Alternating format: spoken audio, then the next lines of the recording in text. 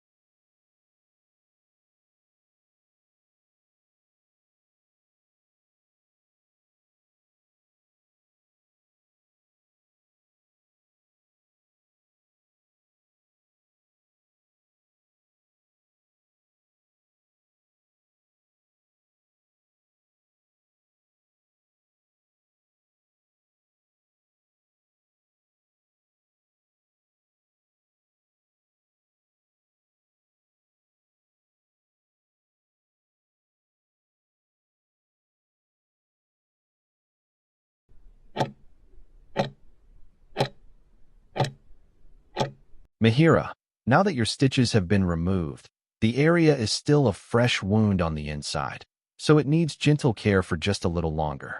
For the next few days, it is very important to keep the area clean and dry. You can gently wash it with mild soap and water, but remember to pat it dry softly instead of rubbing, because the new skin is very delicate. To protect it from dust or friction from your clothes, keep a light, clean bandage over it, but remember to change it every day. Your body has been working very hard to heal, so please avoid any heavy lifting, pulling, or strenuous activities that could stretch the skin and open the wound again. MIHIRA, once the skin is fully healed and there is no scab or open spot left, you can start thinking about making the scar as soft and faint as possible. Scars respond very well to moisture, so using a simple, fragrance-free moisturizing lotion or special silicone sheets can help flatten and soften the scar tissue. The most important step, though, is protecting the new scar from direct sunlight. A fresh scar can burn much faster and turn permanently darker if it is exposed to the sun, so covering it up or applying sunscreen is a very loving way to care for yourself.